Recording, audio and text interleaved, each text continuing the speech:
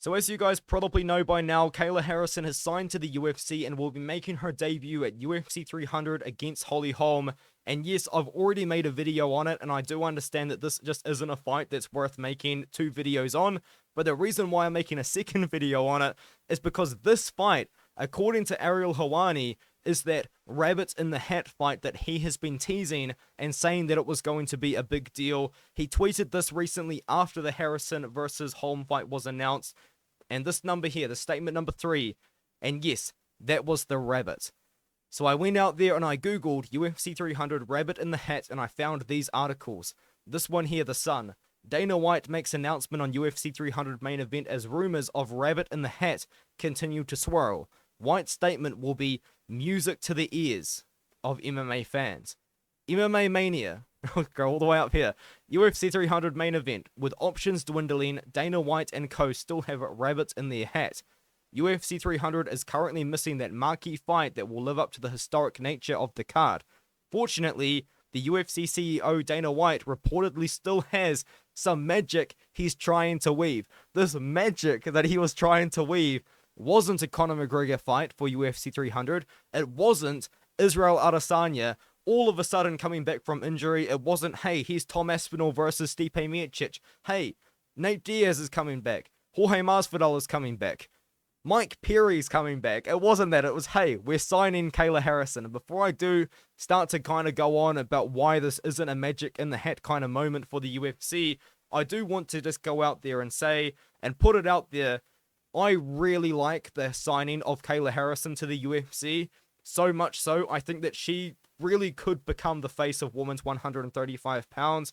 Because if you do really look at women's 135 and you saw the Pennington versus Silva title fight, it was one of the worst title fights in history. It wasn't a good fight. It was a boring fight. It wasn't a very high level fight either.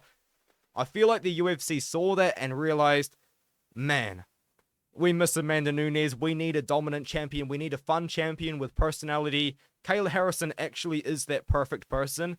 Kayla Harrison fights often. She's a dominant fighter. She's really good. And she does have a personality that does make people like her or dislike her. But either way, her signing to the UFC is a big deal.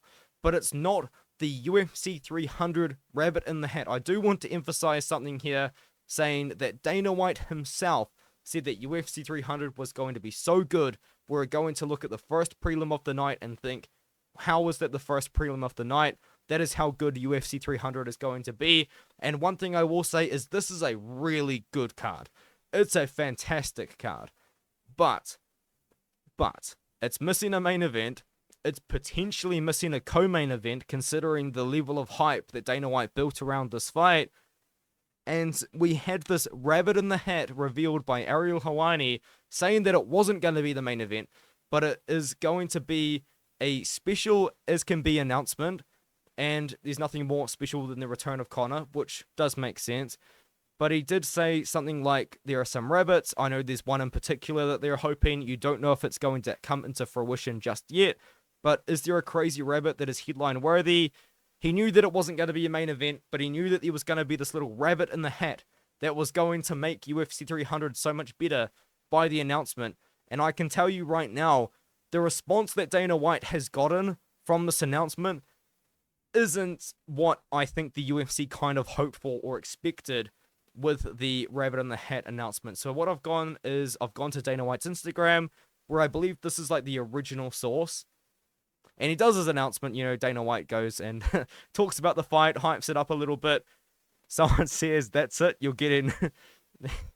What up? I do want to be employed in the future. I'm working on a pretty difficult degree to get in engineering at a pretty decent university. So I'm trying to leave a decent digital footprint because I want to be employed. I'm working pretty hard at the moment to better my life. But people are saying that it's not a good fight. Someone's saying he's gonna, and then and then people are saying no one ever wanted to see this. Mike Perry, Nick Diaz, Nate Diaz, how many fighters wanted to be on the card and you bring back Holm? That's exactly what I just said. This card keeps getting worse and worse. And then people are saying it's a good fight because, it is a good fight. But it's not the rabbit in the hat, that's what I'm trying to say. I'm trying to say, are they out of touch? do we need to get out the oil? I feel like we might, you know, like, I don't know. Like, I'm just saying, like, is Dana White and the matchmakers getting out of touch? Do they know what the fans want? The fans have been demanding a lot of things that aren't that unrealistic. Like, Nate Diaz coming back to the UFC for a one-off fight, I don't think is super unrealistic. I know that they left on pretty bad terms, but I feel like they could bring him back, you know? They could entice him back with some money or something like that. He has said he would come back. Conor McGregor is right there, you know? They could have said to Conor McGregor 6 months ago, hey, Conor, we're going to be doing UFC 300 in April. Make sure you're ready for that. And Conor McGregor probably could have put some things aside and started a training camp, you know, to get ready for 300.